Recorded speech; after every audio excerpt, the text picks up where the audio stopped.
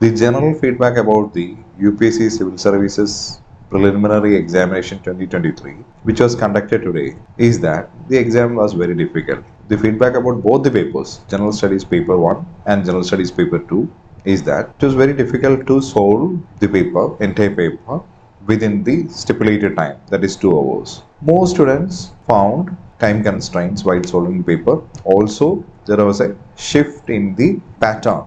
The pattern in the sense that the kind of questions or the way UPSC used to frame questions changed significantly this year. But the change started not just this year, but it was a continuation of the changes brought forward by UPSC, particularly from the last year. There were hints in the last year regarding the probable changes. For example, there were hints about the changes in the match the following section. Previously, UPSC used to provide match the following type of questions. UPSC used to frame questions in a way that which of the following statements were correctly matched. That was the previous version of the questions. But last year itself, UPSC tried to make a change and they started to frame it in such a way that the questions ended in this particular phrase, like how many statements are correctly matched, how many pairs are correctly matched. So that kind of shift was there from last year, but this year such kind of change were present throughout the paper. So I see two major shift with respect to the questions this year. One is with respect to the match the following kind of questions. So previously there were two kind of questions, like which of the following pairs are correctly matched, and now it's like how many pairs are correctly matched. That kind of the number of such kind of questions increased a lot. Second thing, the statement based questions, it didn't disappear entirely, but the way the statement based questions were phrased followed the pattern with respect to the match the following questions. So instead of presenting three statements and asking which of the following statements is or are correct, UPSC tried to make a change in the sense that they asked like how many statements are correct, is or are correct, how many statements. So UPSC, instead of asking which are the statements which are right, they now are asking like how many statements are correct. So we have, as students, we have to count the number of the correct statements. So that is the major shift with respect to the statement based questions. And another major pattern change this year is the reintroduction of the statement and analysis or reasoning kind of questions with respect to General Studies Paper 1. So this pattern is not totally new with respect to UPSC. As I said, these kind of questions were previously asked, but the number of questions, such questions were very less in number, but now the volume increased a lot. So a significant portion of the question paper were occupied by questions which had two statements, and UPSC asked aspirants to find to answer such questions in a particular manner. So there were four choices, and first option UPSC asked like the statement 1 is correct and statement 2 is the correct explanation of statement 1. And with respect to option 2, UPSC said that statement 1 is correct, but statement 2 is not the correct explanation of statement 2. And with respect to third statement, UPSC said that statement 1 is correct, but statement 2 is incorrect. And fourth option is like that. Statement 1 is incorrect, but statement 2 is correct. And aspirants were asked to find out the correct option, correct choice. So this question, as I said, the number of such kind of questions were also a lot in number. So these were the major pattern changes which kind of surprised and to a great extent shocked aspirants. And all these kind of questions were really time consuming, and that was the major pattern shift.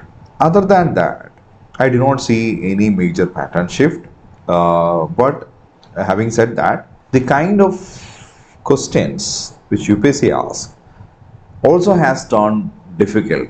These questions cannot be asked from either NCERT textbooks or traditional textbooks. Only a handful of questions can be answered from NCERTs or standard textbooks. It need the reference of additional sources, both online and offline.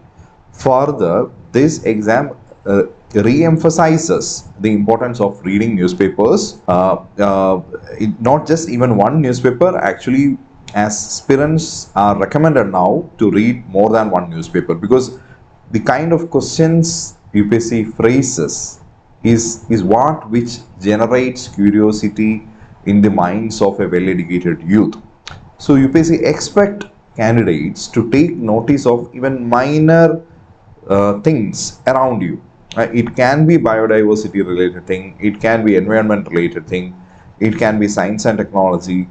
But to notice that that you just not stick to the usual NCERT textbooks or standard textbooks. You have to refer extra. Only then you can score high. Otherwise, you will be near to the border, near to the cutoff border level or below that. If you need to comfortably clear prelims, you definitely need extra resources.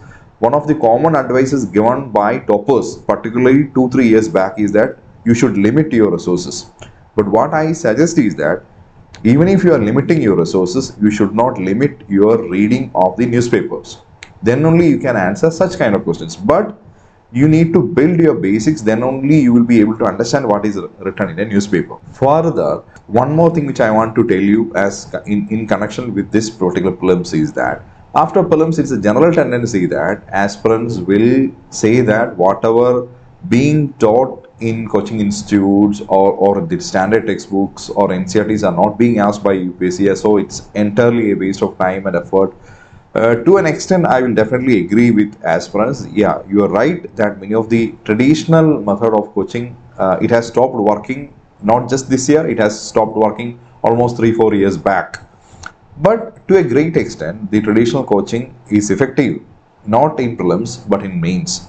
Also, to build your fundamentals. Without knowing the fundamentals of history, geography, polity, economics, etc., you cannot answer questions in prelims, mains, and interview well. But to answer such kind of questions which are asked recently in the last 2-3 years prelims, particularly this year, you need to go beyond the usual sources. You need to find new sources.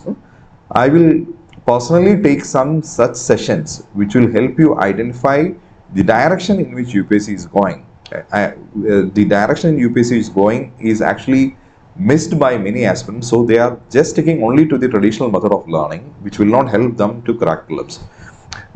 The first step is actually to decode the way in which UPSC is asking questions. The second thing is to identify the sources. It's very difficult to identify sources, but at least if you have some clarity, like which direction you have to move to score well in next prelims, then it's comparatively easy to identify the kind of sources which you should follow. And definitely newspaper is one of the sources, and I strongly recommend you to start reading Hindu newspaper if you are not doing that now until now.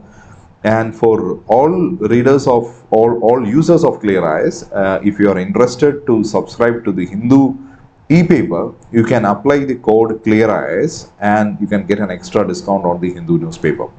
For further analysis of the prelims and further helpful tips, please subscribe to the channel. We will come back with a lot of interesting and helpful videos soon. Thank you and good night.